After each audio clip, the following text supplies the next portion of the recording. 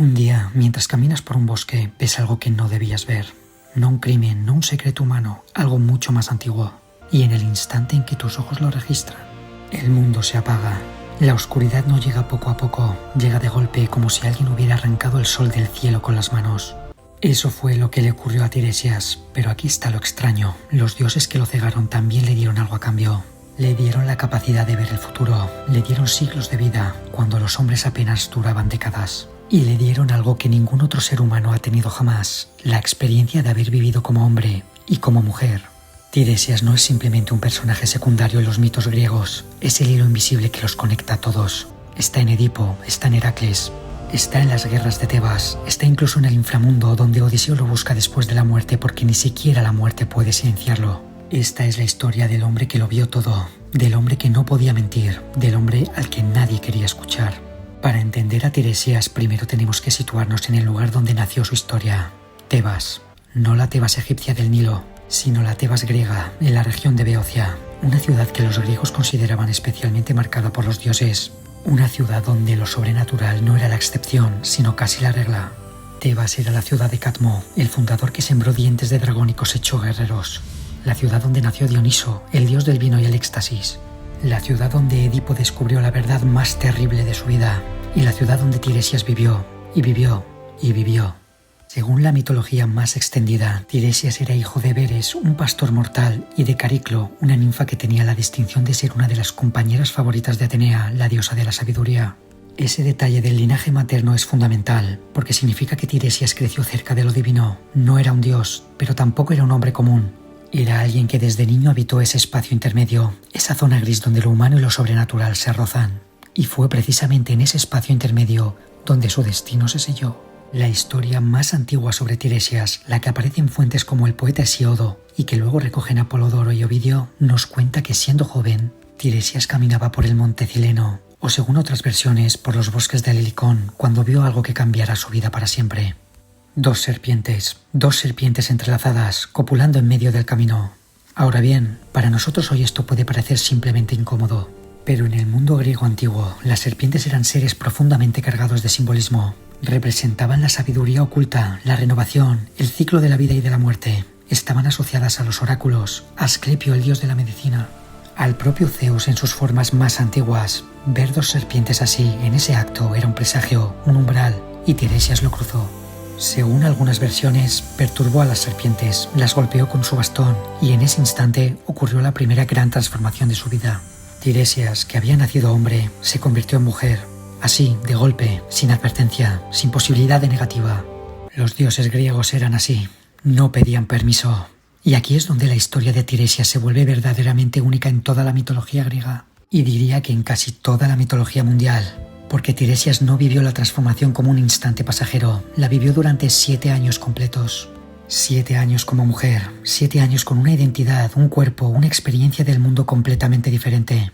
Algunos textos antiguos incluso mencionan que durante esos años fue sacerdotisa de Hera, que se casó, que tuvo hijos. Tiresias no solo cambió de forma, Tiresias vivió otra vida, y al cabo de esos 7 años, caminando de nuevo por el bosque, o quizás buscando deliberadamente ese mismo lugar, volvió a encontrar a las serpientes entrelazadas. Esta vez no las perturbó, o quizás sí, dependiendo de la versión que leas, pero el resultado fue el mismo. Tiresias volvió a convertirse en hombre. 7 años de un lado, 7 años del otro. Nadie en la mitología griega había visto el mundo desde los dos lados con tanta profundidad. Y eso, como vamos a ver, lo convirtió en árbitro de una disputa que solo podía terminar de una manera. En el Olimpo, los dioses vivían eternamente. Y como todo ser que vive eternamente, a veces se aburrían. Y cuando Zeus y Hera se aburrían, discutían. Esta vez, la discusión versaba sobre algo que podría parecer trivial, pero que viniendo de los dioses del matrimonio y del deseo, tenía una carga enorme. ¿Quién siente más placer durante el acto amoroso? ¿El hombre o la mujer? Zeus sostenía que la mujer, Hera sostenía que el hombre, y ninguno de los dos iba a ceder, porque ninguno de los dos estaba acostumbrado a ceder en nada, necesitaban un árbitro. Y en todo el mundo conocido, solo había una persona que podía responder esa pregunta con conocimiento de causa real, no teórico, Tiresias. Así que los dioses lo llamaron ante su presencia y le formularon la pregunta directamente. Imagina esa escena por un momento. Un mortal, aunque sea un mortal especial, frente a dos de las deidades más poderosas del panteón griego, con la pregunta flotando en el aire. Tiresias respondió sin dudar. Para un momento, como buen adivino puedo ver que te vas a suscribir y darás me gusta a este vídeo. Sí, estoy seguro. Seguimos. Y su respuesta fue, en esencia, si el placer se dividiera en 10 partes, la mujer sentiría 9, el hombre solo una. Zeus sonrió. Era no. Y aquí es donde la historia toma un giro que nos recuerda algo fundamental sobre los dioses griegos. No eran justos, no eran benevolentes, eran poderosos, y eso era completamente diferente. Era furiosa por haber perdido la discusión, o quizás más furiosa porque la respuesta de Tiresias implicaba cosas que no quería admitir. Lo cegó. Así, sin proceso, sin apelación, los ojos de Tiresias se apagaron para siempre. Hay algo profundamente cruel en eso, ¿verdad? Tiresias fue castigado precisamente por decir la verdad, por responder honestamente a una pregunta que los propios dioses le habían formulado. Era su virtud la que lo condenó, no su falta. Y esa tensión entre la verdad y el castigo que conlleva va a definir toda su vida a partir de este momento. Pero Zeus no podía deshacer lo que él había hecho. Las leyes del Olimpo no funcionaban así. Un dios no podía revertir directamente el acto de otro dios de igual o mayor rango, sin desatar un conflicto mayor. Sin embargo, sí podía compensar, y lo hizo de 2 maneras. La primera le dio a Tiresias el don de la profecía, la capacidad de ver lo que estaba por venir, de entender los signos ocultos del mundo, de escuchar lo que los dioses murmuraban entre sí. La segunda le concedió una vida de 7 generaciones humanas. 7 generaciones. En el mundo antiguo, donde una generación era aproximadamente 30 años, eso significaba vivir más de 2 siglos. Algunos textos llevan el número más lejos todavía. Tiresias vivió, según diversas fuentes, entre 500 y 1000 años. Ciego, pero vidente. Mortal, pero casi eterno. Hombre, mujer, hombre otra vez. Tiresias se había convertido en algo que no tenía nombre en el vocabulario griego. Algo que estaba más allá de las categorías normales. Y Tebas, su ciudad, su hogar, lo necesitaría una y otra vez. Pero antes de entrar en las grandes profecías, en los reyes y en las guerras y las tragedias que Tiresias presenció, necesito detenerme un momento en el tema de la ceguera, porque hay otra versión de por qué Tiresias perdió la vista. Una versión que involucra a su propia madre y a la diosa Atenea. Y esa versión dice algo muy diferente sobre la naturaleza del don y el castigo. En la mitología griega, como en toda tradición oral antigua, los mitos no tienen una única versión. Se ramifican, se contradicen, se enriquecen con cada ciudad que los cuenta. Y hay otra historia sobre la ceguera de Tiresias que merece ser contada, porque es muy diferente en su tono. Esta versión la recoge el poeta alejandrino Calímaco en su himno a Atenea, y también aparece mencionada en otros textos tardíos. En ella, Tiresias era todavía un muchacho joven, y su madre, Cariclo, era, recordemos, una de las ninfas favoritas de Atenea, la diosa de la sabiduría y las artes. Un día, Cariclo y Atenea estaban juntas en la fuente Hipocrene, en el monte Helicón. Era un lugar sagrado, una fuente ligada a las musas, y estaban bañándose. Y Tiresias, que paseaba por el monte, llegó a ese lugar sin saber lo que encontraría, y vio a la diosa. En la mitología griega, ver a una divinidad en su intimidad era uno de los tabúes más graves que existían. No porque los dioses fueran tímidos, sino porque lo divino en su estado natural era demasiado para los ojos humanos, demasiado real, demasiado intenso. Atenea, instintivamente, cubrió los ojos de Tiresias con sus manos, y cuando los retiró, él estaba ciego. No fue una decisión deliberada, fue casi un reflejo divino. Cariclo, devastada por lo que había ocurrido a su hijo, imploró a Atenea que deshiciera el daño, que devolviera la vista al muchacho. Y Atenea le respondió con algo que es, creo, uno de los pasajes más hermosos y más duros de toda la mitología griega. Le dijo: no puedo deshacer lo que las leyes del destino han sellado. Ningún mortal que vea lo que no debe ver puede seguir siendo el mismo. No está en mi poder devolverte la vista, pero sí está en mi poder darte algo que vale más. Y entonces Atenea purificó los oídos de Tiresias para que pudiera entender el lenguaje de los pájaros que en el mundo griego eran mensajeros del futuro, heraldos de los dioses. Además, le regaló un bastón de madera de cornejo con el que moverse sin tropezar, como si sus pies supieran solos el camino. Y le otorgó, como Zeus en la otra visión, una vida extraordinariamente larga. Las 2 versiones son diferentes en muchos detalles, pero convergen en algo esencial. Tiresias pagó un precio que no eligió y recibió un poder que no pidió. Y ambas versiones coinciden en que ese poder era real. No era metáfora, no era consuelo vacío.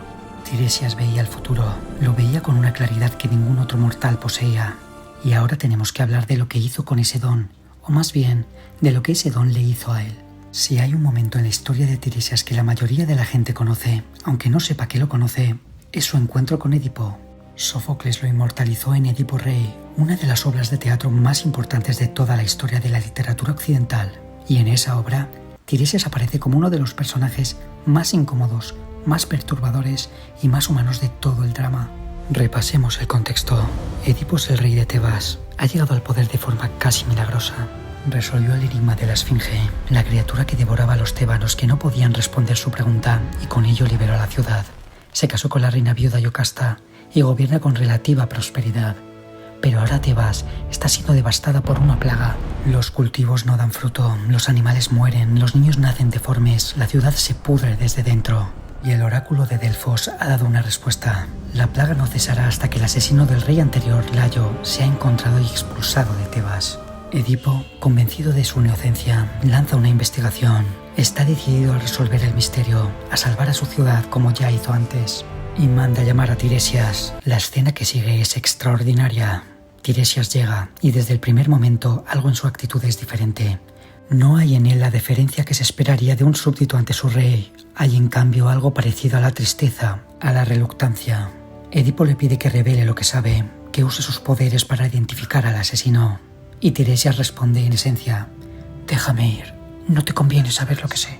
Edipo no acepta eso. ¿Cómo podría? Es el rey. Es el hombre que ha resuelto imposibles antes. No está acostumbrado a que nadie le diga que hay cosas que no puede saber. Insiste, presiona, y cuando Tiresias sigue resistiéndose, Edipo explota. Lo acusa de traición, lo acusa incluso de haber participado en el asesinato de Layo.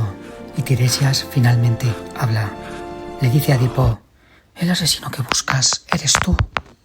Le dice: el hombre que duerme en tu cama es tu madre. Le dice también: tú mismo, con tu propia investigación, te destruirás. Palabras que Edipo no puede escuchar, que no quiere escuchar, que rechaza con la furia que solo puede tener alguien que ya, en algún lugar profundo de sí mismo, teme que puedan ser verdad. Y aquí está lo que hace que esta escena sea tan poderosa, tan duradera en la memoria humana. Tiresias no miente, Tiresias nunca miente, pero tampoco puede forzar a nadie a escucharlo. Ese es el núcleo de su tragedia, y no solo la de Tiresias, es la tragedia de todo profeta, de toda persona que ve con claridad lo que los demás se niegan a ver. La verdad no basta, la verdad sola no salva. La historia de Edipo continúa, inevitablemente, hacia su destino. La investigación avanza, las piezas encajan, y todo lo que Tiresias anunció en ese encuentro se cumple con una precisión que espanta. Edipo descubre que mató a su padre en un cruce de caminos sin saber quién era. Descubre que Yocasta, su esposa, es también su madre. Descubre que sus hijos son también sus hermanos. Y cuando la verdad finalmente irrumpe, Yocasta se ahorca. Edipo se clava los broches de su vestido en los ojos y se ciega a sí mismo. Sale de Tebas desterrado, solo, guiado por su hija Antígona. Edipo se ciega. El hombre que podía ver se ciega.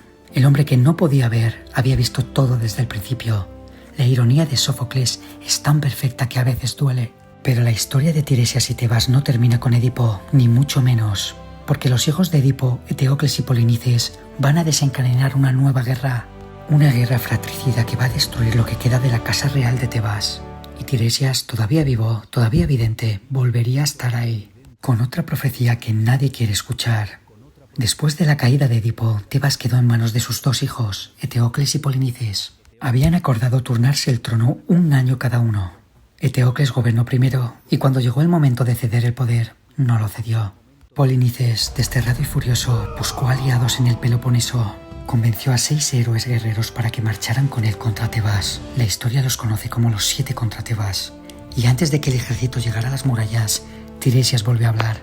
Esta vez fue convocado por Creonte, que gobernaba Tebas en ese momento junto a Eteocles, y la pregunta era la misma que siempre.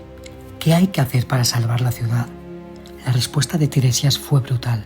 Le dijo a Creonte que Tebas solo podría salvarse si su hijo, Meneceo, se sacrificaba voluntariamente a los dioses, que era la única forma de apaciguar la ira divina que pesaba sobre la ciudad maldita desde los tiempos de Cadmo. Creonte no quiso aceptarlo. Ningún padre quiere aceptar eso. Pero el pequeño Meneceo lo escuchó, y sin decir nada a su padre, se arrojó desde las murallas de Tebas. La ciudad resistió. Los 7 no lograron tomarla. La guerra se saldó con la muerte de ambos hermanos, Eteocles y Polinices, en combate singular. Y Tiresias, una vez más, había tenido razón, pero no había terminado. Hubo una segunda guerra.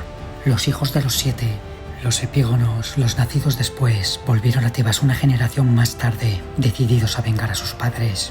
Y esta vez, Tebas no resistiría. Tiresias lo sabía. Cuando los líderes tebanos fueron a consultarle, les dijo que no querían escuchar. La ciudad caerá. No hay sacrificio que lo impida. La maldición de la casa de Cadmo ha llegado a su fin.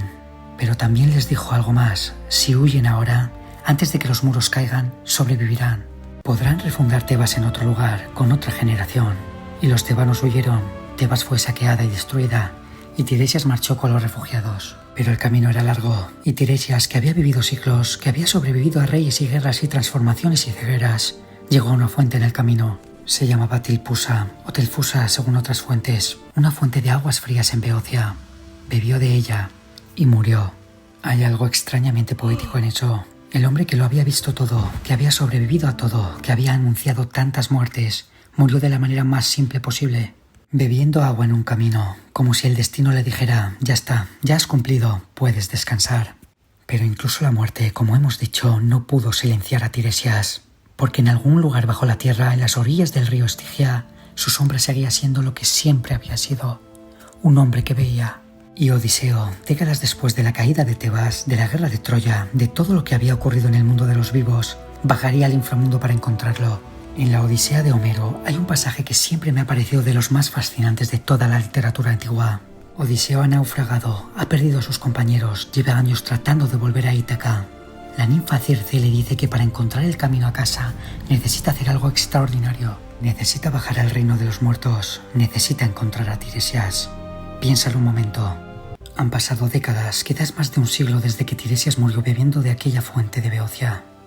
La guerra de Troya ocurrió mucho después de las guerras de Tebas, y sin embargo, Circe le dice a Odiseo: ve al Hades, busca a Tiresias, él te dirá lo que necesitas saber. Porque incluso entre los muertos, Tiresias seguía siendo el vidente. Homero lo justifica de una manera bellísima. Escribe que Perséfone, reina del inframundo, le había concedido a Tiresias algo único entre todas las sombras de los muertos: la capacidad de conservar su mente intacta. Los demás muertos son sombras, fragmentos de lo que fueron, necesitan beber sangre para recuperar momentáneamente la conciencia, la memoria, la capacidad de hablar con coherencia. Tiresias no.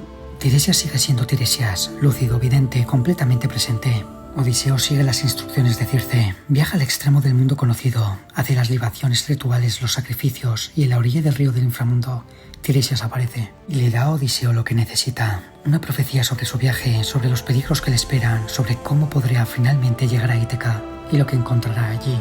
Le habla de los bueyes del sol que no debe tocar, le habla del regreso, de los pretendientes, de la sangre que habrá en su propia casa. Y luego Tiresias, la sombra de Tiresias, en el inframundo, simplemente se va. Su trabajo está hecho, ha cumplido su función una vez más. Hay algo que me detiene siempre en esta escena. Tiresias ha muerto, está en el reino de los muertos, donde se supone que los seres van a descansar, a dejar de ser lo que fueron. Y sin embargo, no puede, o no quiere, o simplemente no sabe cómo. Sigue siendo el profeta, sigue viendo, sigue hablando, como si el don de la profecía fuera más fuerte que la propia muerte. Como si ver el futuro te ancla al tiempo de una manera de la que ni siquiera la muerte te libera. ¿Por qué Tiresias sigue importando? No como curiosidad mitológica, no como trivia, sino de verdad, con el peso de algo que dice algo verdadero sobre la condición humana. Creo que hay 3 razones. La primera es la tragedia del profeta. Tiresias nos habla de una experiencia que todos hemos tenido en alguna medida: saber algo, ver algo con claridad y encontrar que nadie quiere escucharlo. Que la verdad sola no basta, que la verdad puede ser ignorada, rechazada, castigada. No hay que ser un vidente para conocer esa sensación. La segunda es la experiencia de los dos lados. Tiresias vivió como hombre y como mujer, y eso le dio algo que ningún otro ser de la mitología griega poseía: una comprensión del otro que no era teórica sino vivida. Los griegos no usaban esa historia para hacer política, pero la contaban una y otra vez, lo que me parece que sugiere que de alguna manera intuían que el conocimiento verdadero, el conocimiento profundo, requiere salir de tu propia experiencia. La tercera es el precio del don. Tiresias no eligió su destino, le fue impuesto y vivió con él durante siglos, sin posibilidad de escapar, sin poder callar aunque quisiera. Hay algo en eso que resuena con cualquier persona que se siente llamada a decir la verdad en entornos donde no es bienvenida. La capacidad de ver no te protege del sufrimiento. A veces, al contrario, Tiresias es el espejo que los griegos construyeron para mirarse. Un hombre que perdió la vista y ganó la visión, que vivió en cuerpos diferentes y entendió algo que los dioses mismos necesitaban que alguien entendiera. Que dijo la verdad siempre, aunque siempre le costara. No hay forma más humana de ser inmortal que esa. Eso es Tiresias, el hombre que vio demasiado, o quizás el hombre que vio justo lo suficiente. Si este vídeo te ha resultado interesante, te invito a que le des un me gusta, que ayuda muchísimo al canal. Y si tienes curiosidad por saber más sobre los grandes personajes de la mitología griega, dioses, héroes, profetas, monstruos, suscríbete porque hay muchas historias más esperando. ¿Hay algún personaje mitológico del que quieras que hablemos en el próximo vídeo? Déjamelo en los comentarios, leo todos. Hasta el próximo mito.